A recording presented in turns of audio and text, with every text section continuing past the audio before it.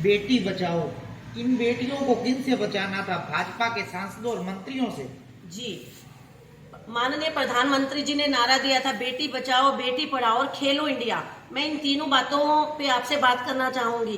कहाँ से बेटियां इन सांसदों से सुरक्षित नहीं है, तो आप बेटी बचाओ का कैसे नारा? ये कोरी जुमलेबाजी है, सिर्फ खोखली बातें हैं।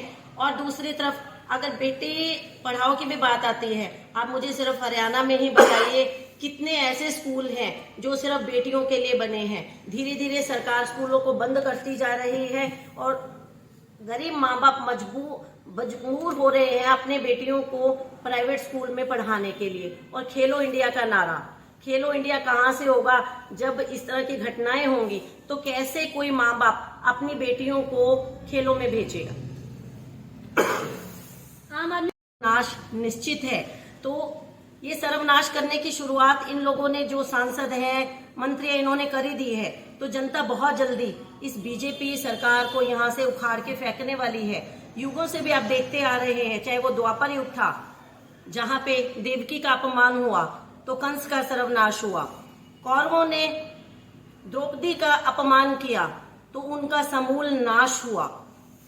तो महिलाओं को अपमान करने वालों को तो युगों से भी बख्शा नहीं जाता। तो अब जनता के सब समझ में आ रहा है।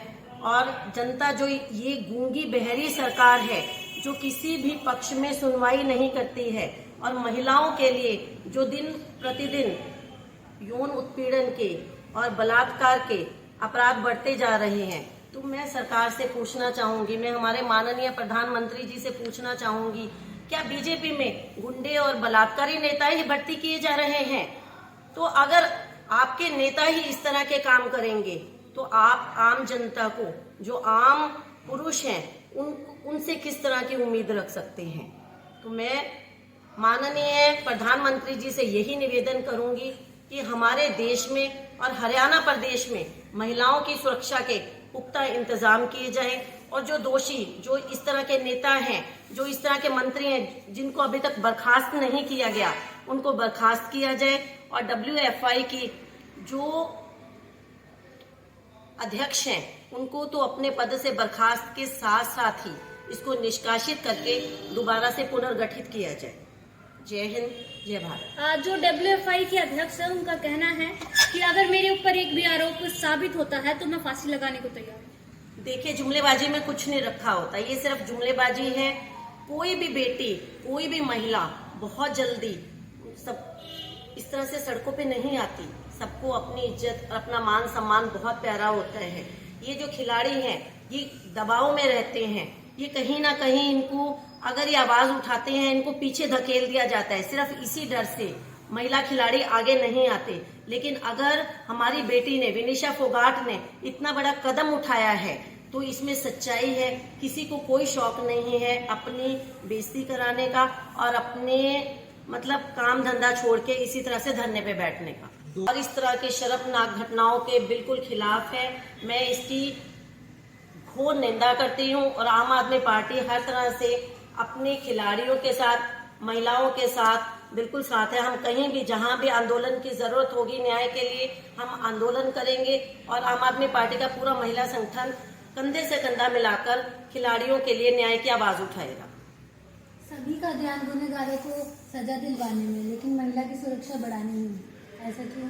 देखिए, एक बात बड़ी क्लियर है, जो पिछले 8 वर्षों में लगातार भारतीय जनता पार्टी के लोगों पर महिला उत्पीड़न के आरोप लग रहे हैं, चाहे वो उत्तर प्रदेश की घटना हो, मध्य प्रदेश की घटना हो या हरियाणा की घटना हो, या अब देश के, विश्व के पटल पर महिला खिलाड़ियों ने आरोप लगाए। सभी भारतीय जनता पार्टी के मुख्य पदों पर, गरिमामयी पदों पर बैठे लोग हैं।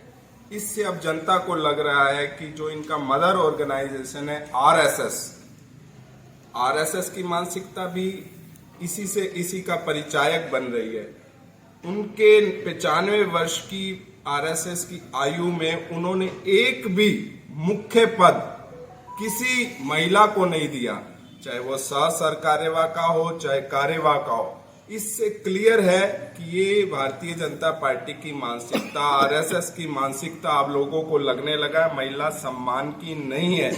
अब देश खतरे में निश्चित तौर पर है, क्योंकि जिस देश में महिलाओं के सम्मान करने ना करने वाली सरकार आ जाती है, मानसिकता आ जाती है, उससे देश खतरे में। लवलीन जी, उत्पीड़न करने वाले